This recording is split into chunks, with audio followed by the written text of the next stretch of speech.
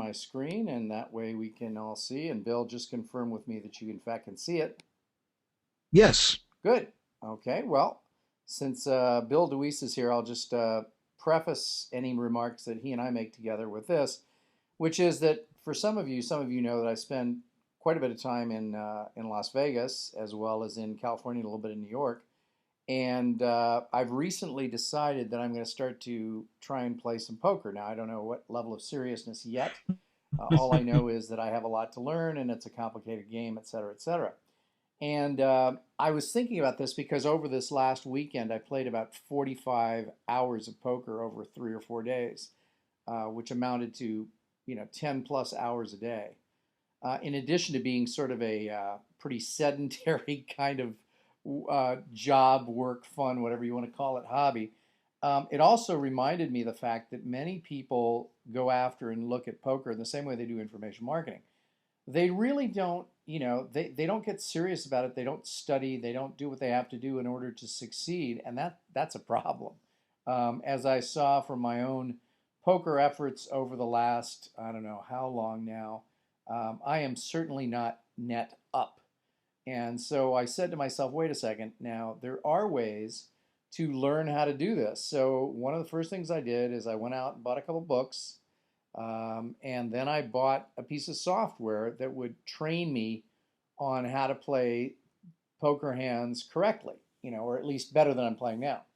So I think the same thing's true of information marketing, that frequently people are going out, going off half-cocked, not really knowing what they're doing. So I'm glad you're here to learn a little something and not be, sort of a rank amateur, depending on what level you're at, just to improve your skills. So that's important. So I'd like to remind everyone that whether it's in poker, information marketing, or any other pursuit, you definitely need to be, doing those things that will, help you go from being at whatever level you're at now to a higher level. And so, Bill, if you don't mind, Bill, you're there, right? Yes, I am. Okay, so one of the things I wanted to do is Bill DeWeese, who has the voiceover site voice-over-training.org, and Bill is also putting on an event this weekend, and then he has the experience that many of us who are in this field have had, and you don't mind me sharing this, do you, Bill? Because we can. Oh, no, not at all. Okay, so what happens is that let's talk about this, which is that Bill he's now, let's go to and that's audiobook seminar, right? Yes, yes. Bookseminar.com. And Bill has been filling up his events, basically to the brim every time.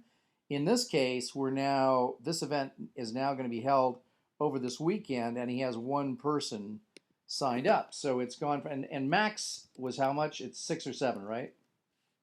Yes, 7. 7 people. And we now have one person, and we're within, 72 hours or so, right? Right. Okay, so I think that the thing that we need to do right now is obviously find a way to give people an incentive. Now, chances are, if we're 72 hours before this event, it's going to be very, very unusual for someone to fly in. So this means that you're dealing this close to the start with people probably within a maximum of 200 miles from the Chicagoland area. So, okay, so then now what I would do is I would immediately put something out to your list, which says we are not yet at full capacity, and in the event that you want to come to this event, now here's the tricky part. You obviously have one person who has paid full fee, correct? Correct. So let's do a little math here, and that person has paid what, 1,200, 1,300 bucks, right? 1,200. Yeah, 12.95. So that person's paid 12.95. So now in the event, now what you could do is you're going to offer, I would suggest, which is make an offer for anyone who wants to come last minute, that you will give them the preferential rate, that you will give them a preferential rate. Now, here's what I would do. Let's just assume that, let's look at the at two scenarios here. Number one is at least one person takes you up with this. So instead of $12.95, you offered them for $9.97, just $1,000. So basically a $300 discount. Now, of course, you've got a problem because you got one person that paid full fee, right? Right. So that one person is obviously going to want to have you, sort of match them. And I have no problems with that because what I would do is, without even being asked, I would immediately give this guy up here who paid $12.95 if anyone signs up. I would give him the same rate that you charge anyone else. So let's assume that you get one person to sign up. So now you're going to have $9.97 instead of plus $12.95. It's going to be plus another $9.97 because you're going to rebate that guy, which is about, you're looking at about $2,000 here. So you're still going to be better off than if you had not done this. Now, in the event Right. that, and what I would do is I would contact, because chances are, you're probably pretty sure this person that paid $12.95 is on your list, correct? Yes, yes. So, I mean, they're going to see your offer to other people. And what I would do is I would proactively contact this person. I'd contact the $12.95 person and say, this is what I'm going to do. I'm about to do. Because they don't want to feel as if they're going to pay more money. So you're going to say, Sure. and you're going to tell them that if you get a person or two or three at the quote new price, you will refund their difference. If he or she is the only person to show up, they will get a customized event just for them. So they will have no problem getting that personalized attention from you, given the fact that they're going to be paying full price. So you're not going to cut their price. You're only going to cut their price in the Right, event that right. other people show up. Okay. You with me, Bill? I sure am. So, because if it were me, Can you, I wouldn't have any problem with this, especially since you contacted me. I would contact this person, make sure your email to them goes out right ahead of the offer that you're going to make to the other folks at $9.97. Because by doing that, you're okay. saying, look, here's the deal. If anyone else shows up, I'm going to give you the new rate. And so you're not going to. But if no one else shows up, you're still going to pay the same rate you're paying now, but you're going to get, some pretty customized learning just for me. Now, the nice thing, not nice, but the thing that will happen in the event that no one else shows up and you're just doing it for that one individual person, you obviously might be able to make this session sort of, you promise them 2 days. So you can go 2 days, but you don't have to go 2 full days. So you may be able to go one full day on the front end and half a day on the back end because you won't have as much stuff or whatever. So in other words, it's not mandatory. If they're getting this personalized attention, you don't have to give them the full 8 hours or whatever each of the 2 days. Okay.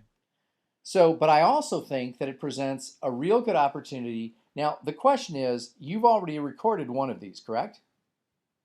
Two of them. You've recorded two of them. So now two meaning, but of this particular, the audiobook seminar, you've only recorded one of those Yes. before. I've So, recorded two of those. oh, you have. What Hmm. about Yeah. oh, so it's those have both been Second. audiobook seminars. Yeah, yes. Well, I've done three. I've actually recorded three. Two of them were audiobook. The other was the marketing seminar. Gotcha. So And now the second audiobook. yeah, go ahead. No, the second audiobook seminar is now in production. Got it. Okay. So the question becomes, what is the value of continually recording the latest version of an event? Is this overkill? And the answer is no. You want to record everything because some people will want to hear the questions, from the audience, be it one person or seven people. So, and we can also keep any additional copies so that when you now start to promote this particular event and the materials, so when you start promoting the audios and videos of this latest event, then you want to give people the other two recordings as a bonus for purchasing. So now you're going to sweeten the pot because you've got these others. So never stop recording these events. Okay. Does that make sense? Yeah, yeah, sure does. Okay, so that way you're going to be in a position to have even more stuff to use. So now if I were to see your, and again, if somebody were to click on here and down at the bottom, I don't know if you say, if you can't make it, um, call about the, see, now what I would do is I would create either a separate site or a separate page on your site to market the audio videos. Do you have that yet? I've got let's see here. Yeah, I've got a site to market the audiobook seminar videos and actually but not for the playbook seminar yet. I don't have that yet. Okay, so with the Audiobooksuccess.com is the website. audiobook success. Okay, so and that's .com, right? Yes. Okay, so at audiobooksuccess.com, this is the site that now markets the recordings, right? Correct. Okay, is this auto start? The Yeah, it is. Okay, so now, so this is now the thing is that it made it okay. So audiobook success seminar. I don't know yet from what I've seen here whether or not these are audios or videos. Am I supposed to know? yeah, I mean it's videos. Actually it's both. Okay, so up here, we should Let's see probably here. add up here, someplace, uh, you know, audiobook success seminars on both audio and video or something. We need to have something that lets people know Oh, that this is either or right. both. Now, when I get down here to order, is it clear what I'm getting? Click the button. Okay, add to I cart, know Dave Hamilton set it up for both. instant I access. thought. Again, I don't know if this is instant access to audio, to video, to either, to both. Yeah. I'm not sure. Yeah. Yeah, I see. So that Yep. that Yep, that you got presents a it. problem. Does that make sense? Yeah. Yeah, sure does. Okay, so then what we want to do is to obviously clarify that for the people, and that way, they can get access to it, but we want to make sure that they're understanding what they're getting access to. Because I think I would That's a really assume, good point. I totally missed that. yeah, I would assume that this was audio because it's audiobooks. But in fact, they're getting access to the videos, right?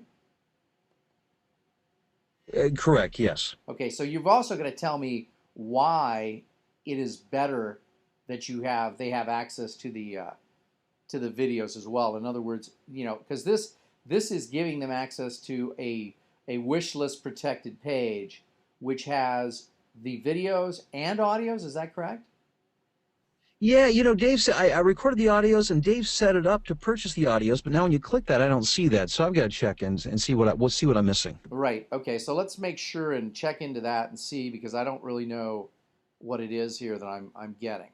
I would assume since it's an audio book seminar that it's an audio, but so if it is the videos, you've got to tell me why I that's can tell you, more. I mean, I know this gets you the video, I know that, but I know he set up a separate thing for the audios, and I'm not seeing that when you click get instant access. So I've got to go back and figure out how that works. Not But this only is that, video. I but know that. not only that, but I need to know why it's beneficial for me to get videos of an audiobook seminar. It definitely begs that question. Okay.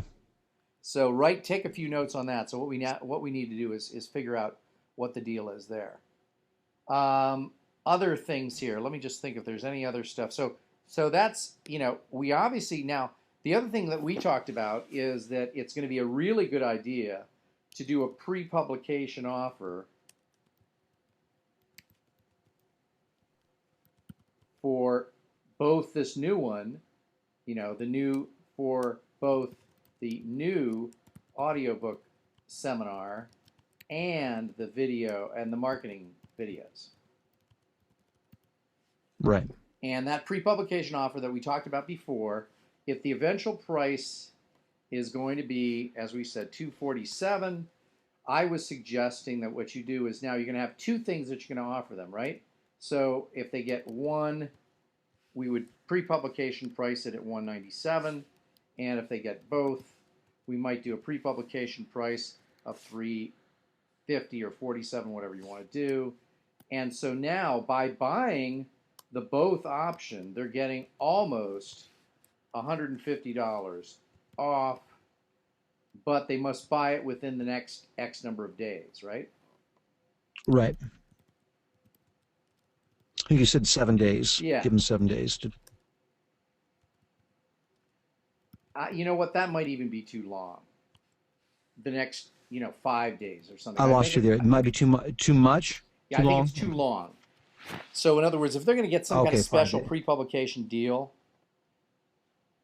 we should have a tighter time frame on this. So I don't even a week is too long for people to make a decision. Usually, if people are going to make a decision, that's because there's a time sensitive element to this. If actually, you know what, for this group, I would just say, look, let's just do it for the next 72 hours. For the next 72 hours. So and I mean, you can start to make some money right now because remember, if they agree to this deal, they agree to get the stuff in 30 days. In either one of these options, either the 197 for one or the 350 for both, because that'll take into account how long it'll be to get this stuff cleaned up and edited. And then now you've got to ask yourself this question. Do you have both of these programs available in both audio and video? Well, I mean, yeah, yeah. All I have to do is pull out the audio. Okay, I'll so have both. now you may want to create a price, a price differential. You know, is it going to be audio, video, both? And if you do just video or just audio, you may want to, again, if you're doing pre-publication, you may want to do something where if they just do the audio, they can do it for, give it to them for, heck, I don't care, give it to them for $97 for one.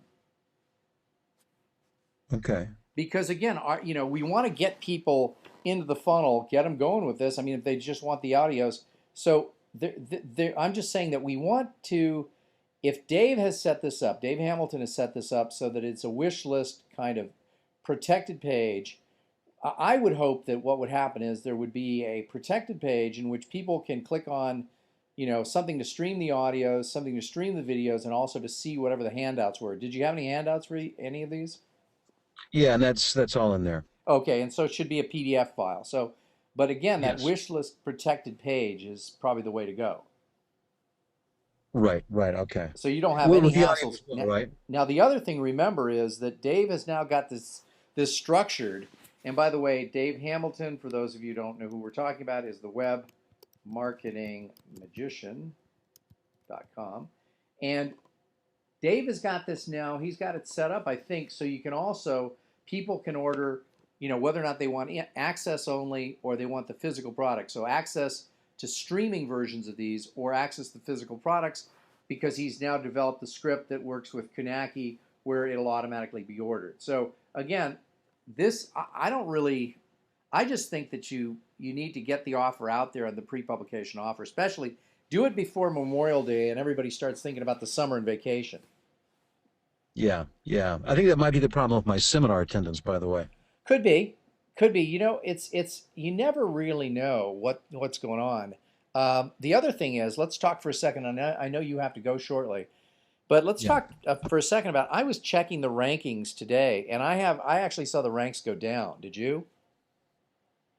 I was looking at like the trend, and I've noticed like over the past few weeks we've trended down a little bit. Yeah. So I would put in an email to our buddy Ermel and say, hey, what's going on here? And are we still working to do what was promised, which was to get 6 keywords into the top 3?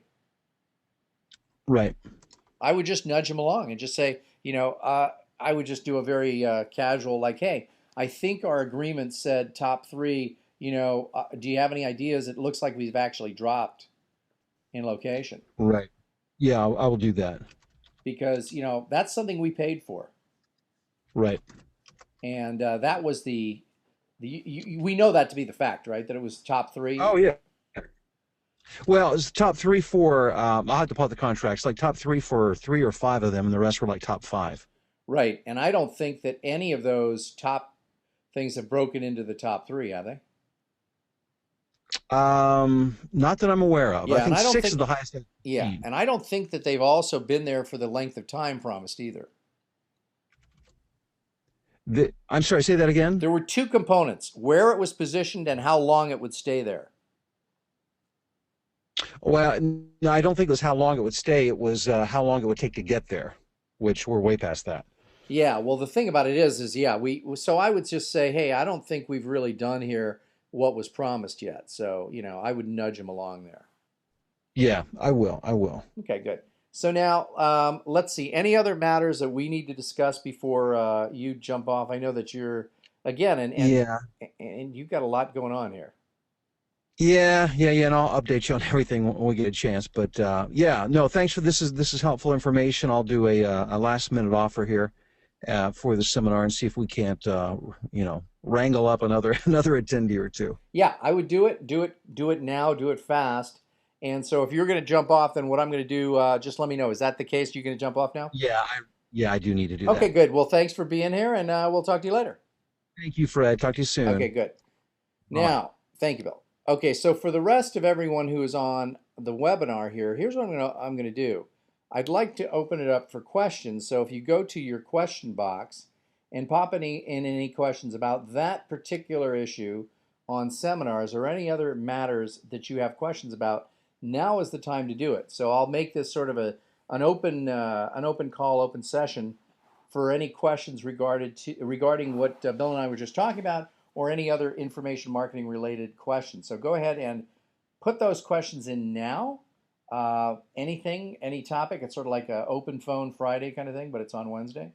And let's see what questions you have, either clarification on what we covered or something else. And don't be shy. There are no dumb questions. There are only dumb answers. And that's so because it doesn't matter what level you're at, any questions are encouraged. So come on, I don't have any yet.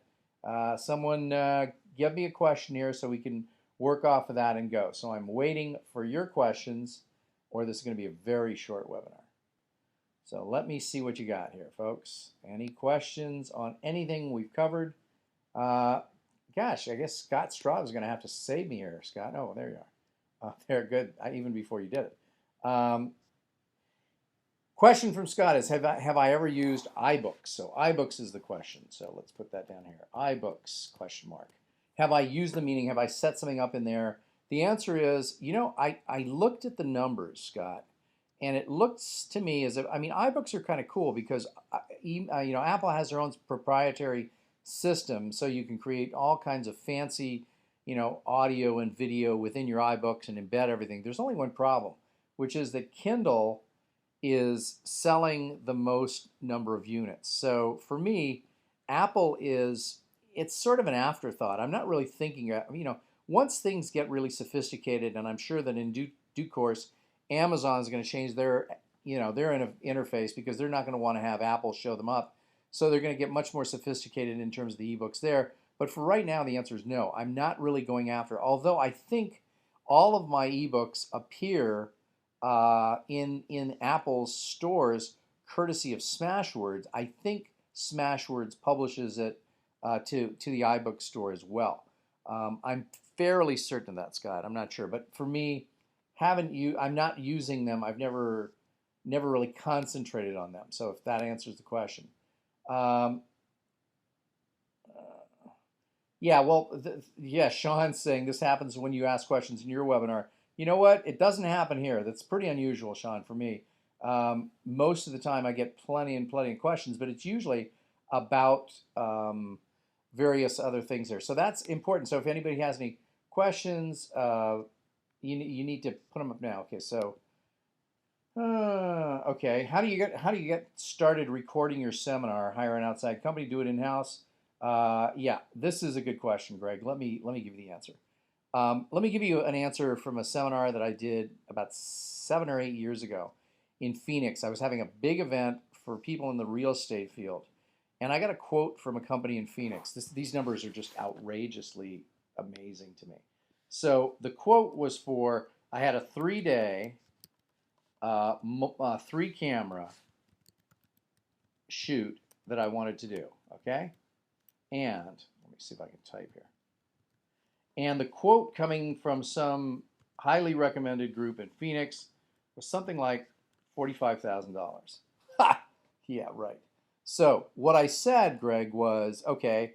If that's sort of the going rate, and let's just even say they were gouging me. So say that I could have gotten it for 30. I went to my friends at B&H Photo, so that's bhphoto.com. This is where I buy all my equipment. They happen to be located just literally half a block from where my place in New York is.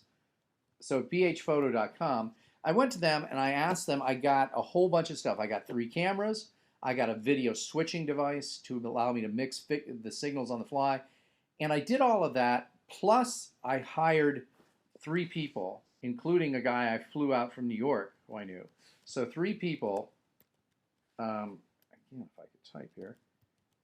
Plus, I bought all the equipment. Now, some of it, admittedly, I bought on eBay, but I got some of it used and some of it new, and all the equipment and 3 people cost me about $8,000.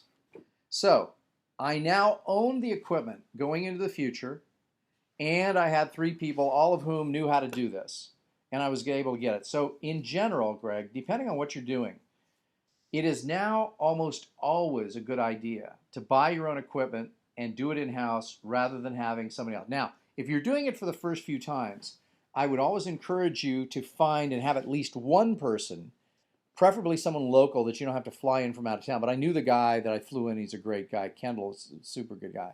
And I knew he would do the right thing. But if you can't do that, or actually, if you don't do that, if you're, where are you based, Greg? I don't know, but wherever you're based, you're going to be able to find someone that can sort of help you to run all the equipment that you have.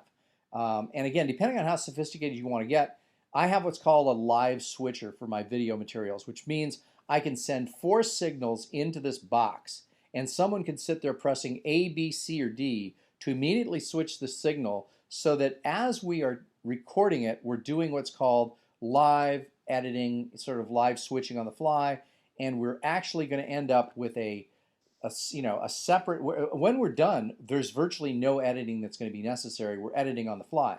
Now, without that video editor, which costs about, what's that, about $2,000, maybe $1,500, without that device, you could just get all 3 of your signals or 4 of your signals, whatever, and you could edit them within Final Cut Pro or have someone do that for you. But the problem is then it takes a lot of time in the editing, and that'll add up as well. So depending on how many of these you're going to do, Greg, then I would encourage you to own your own equipment. Now, let me just get to some of these other ones here. Rich is asking, getting a lot of hits on his blog because people are searching for the pictures I use. The pictures you use, huh? Is there a better way for me to track visitors? I admit only the blogging stats. You know what? Not sure I know the answer to that. Better way for you to track visitors. Rich, I assume you're using Google Analytics, and that's a good idea. So I'm not really sure. Let's see here. Have you ever had an app, iPhone or Mac, created for any of your videos or other programs? Yeah, I mean, I've got my Mac for my, I've got my app for my my site. So there's a Fred Gleeck app that's on the, and I got that, by the way, through this group that I promote now, your very own app.com.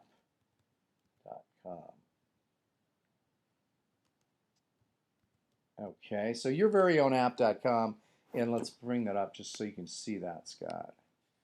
Your Y-O-U-R, very own app.com. So you can go to yourveryown.app.com and you can take a look at this. This is something I put together with Jason Brubaker. He's another JV partner who's not on today. Okay, there you go. So that, I don't know, Sean, if that helps. So I'm having a person from Odesk working on one right now, but it was curious to see your experience, if any idea people charging for this work. Again, talk to the people that I put up there on your very own app, Scott. That's where you want to go here. So now let's see. Sean mentions Craigslist to find people to do this. Just beware of that, Sean, because the people you find on Craigslist sometimes aren't quite the quality you might like. I would rather see you probably try a local college, university place. That's a good thing to do. Wirecast is cheaper. Wirecast for what? I'm not sure. Not sure there. Let's see here. Yeah, so I'm not sure what Wirecast is. Does the same thing as what? I don't even know. Rich says, I'm not using Google Analytics. This is your point. If you're not using it, Google Analytics, Rich, then you need to because that's probably the best. Although there are some other competitors for video switching. Wirecast, okay. Wirecast does live switching. I would suggest I use video data. And again, I would not, for anybody that's listening to this, the thing that I would do is I would contact B&H and talk to their specialists on the phone. They give great advice for free. They are very, very worth it. Yeah, Craigslist, somebody says from Hawaii, is strictly cash and carry, no refunds, warranties, etc.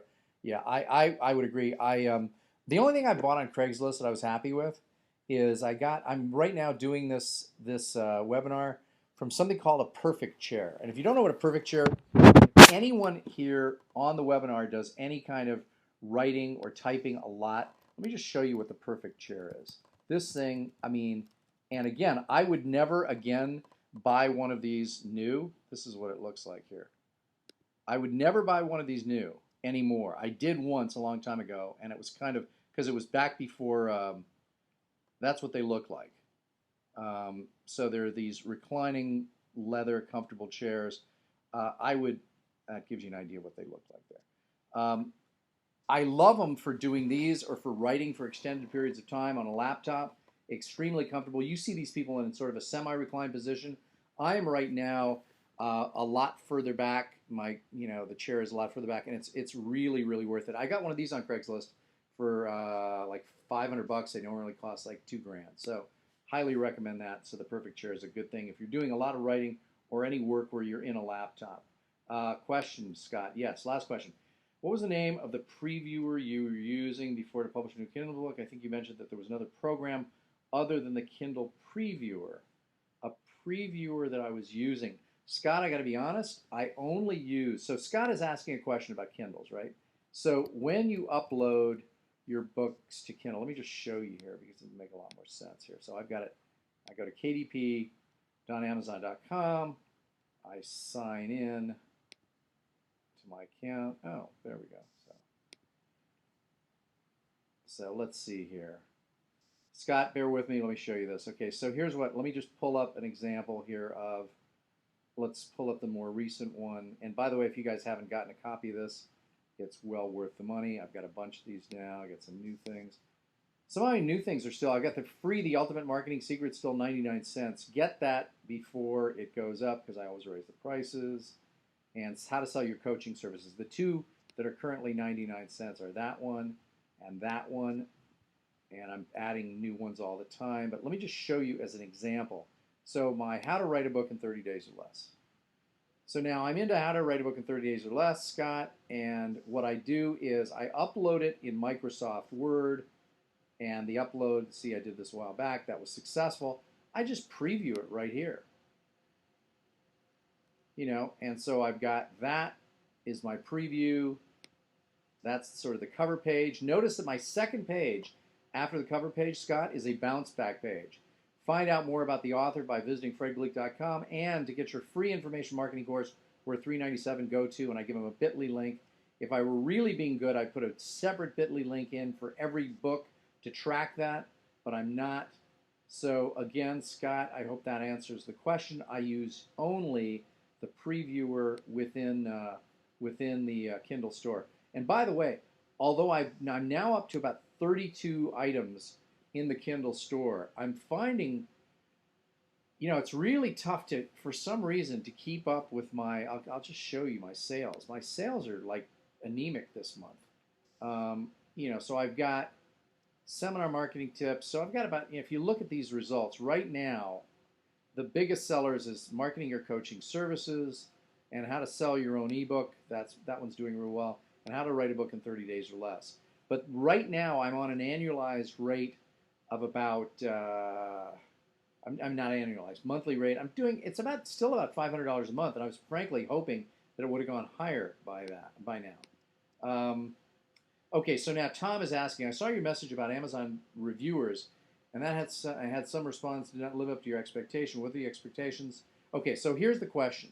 The question that Tom is asking, which is a good one, and it's got me kind of frustrated, Tom. So here's the deal.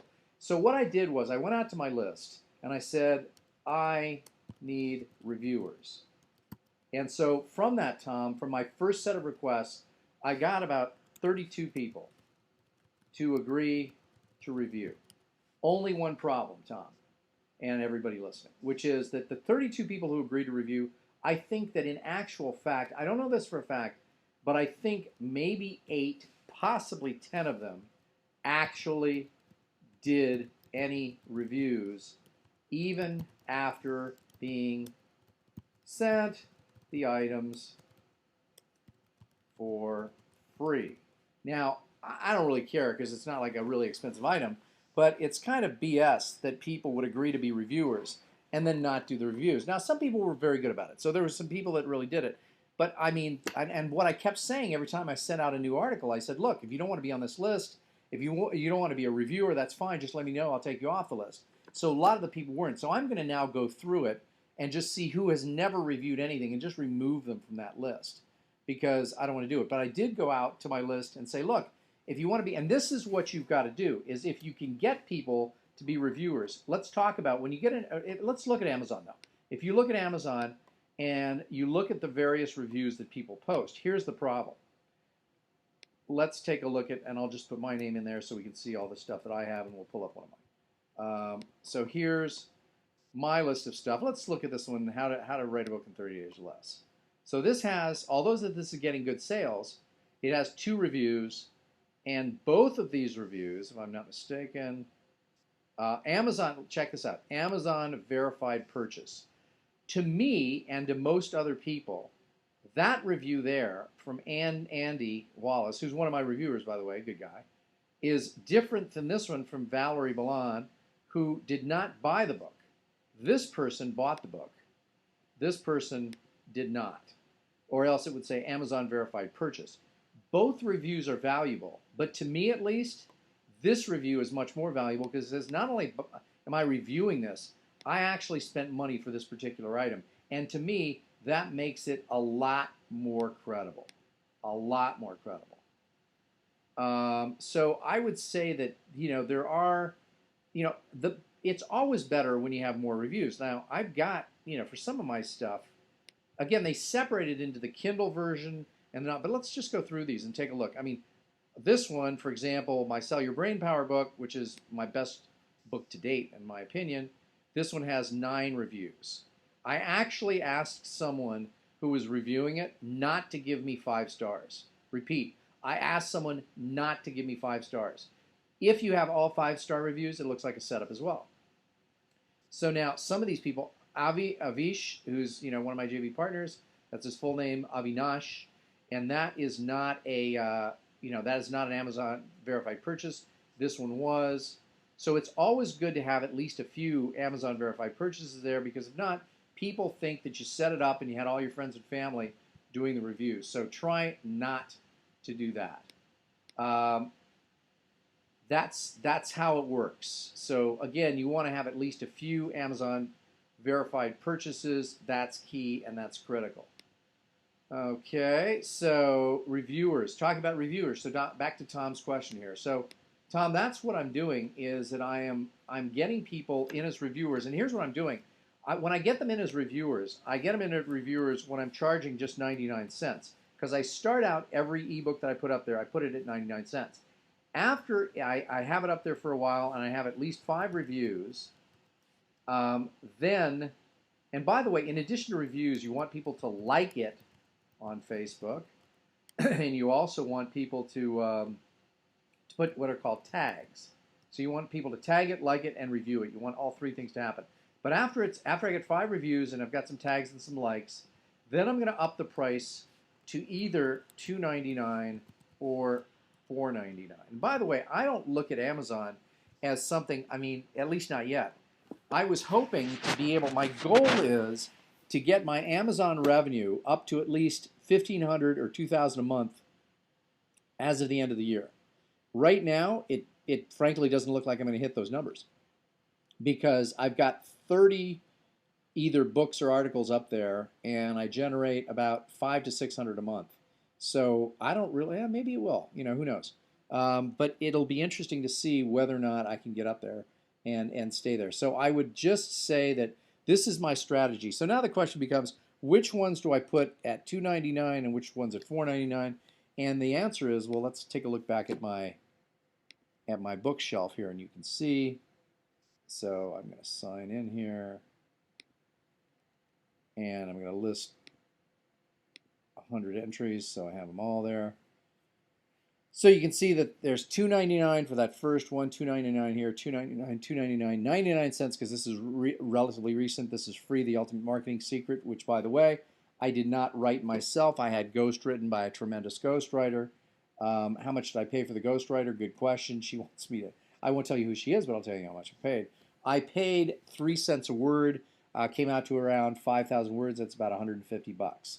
Will I get my money back? Who knows? I'm just trying different things here because I can't write everything myself because I don't have enough time. Now, this is the only other one that I have at 99 cents currently. That's definitely going to go up to $2.99 because I actually think that people perceive something that's 99 cents as being cheap and not worth it. So I would actually prefer to see you price things at least $2.99. Now, the reason why $2.99 is the magic price within Amazon, which is, it's because if you take a look at this, let me just pull one of these up. There's a section on here.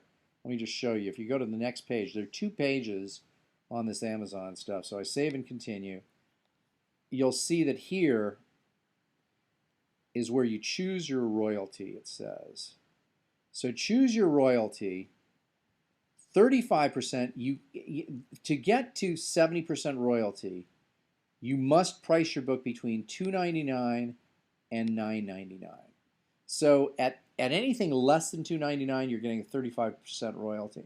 So I price it at 35% when I do 99 cents, and then I immediately move it up to $2.99 or more, but never more than $9.99. And when I see people whose publishers are putting up their ebooks, they're not really doing that with the author's best interest in mind. The publishers are just trying to maintain pricing. So you'll see an ebook that's priced at, say, $12.99 or something like that. Let's just go to an example here. Watch this. So recently, okay, so I'll put in poker because I was recently looking for poker books. I just went to the actual, okay, so let me give you an example here. Poker, let's go into books. Under books, and show you an example. Usually it's true with the big publishers. So let's see. Well, now this is great because this guy, John Vorhaus, $23.07 for the paperback, $7.69 for the Kindle edition. And this one as well by Gus Hansen. Both of these are priced properly. However, you will see that a lot of the bigger companies, like this one, here's one, this is some big company. They're pricing their paperback at $18.45 and their Kindle edition $11.79. Now, I don't know about you, but first off, anything over $10 for a Kindle edition, I'm not interested. I just think it's price gouging. Now, this one is good here, $29.95 and $9.95. Kindle edition here, $5.99. That's great. Here's an example. This is probably a big publisher. Let's take a look. So this is $16.50 for the hardcover, $11.99 for the Kindle edition. Now let's see if this is published by a big publisher. Let's see here. I'm not sure who's the publisher. Hold on. Okay, publisher, Gallery Books. I don't think it's a big publisher, but I think it's a traditional publisher. Net result is that this individual, Phil Gordon, is actually, this is not in his best interest for the Kindle edition to be $11.99. Look at that, $11.99 for the Kindle edition. because when you looked at the numbers, you get the 70% royalty as an author. So clearly, the publishers aren't as smart as individual self-published authors who are doing things right here. So, um, and that's what, yeah. Yeah, I bought somebody from Hawaii. My buddy Mr. Lucky here says he addresses pricing. Yeah, I know, and that's what he says. It doesn't make sense for us with what we're doing.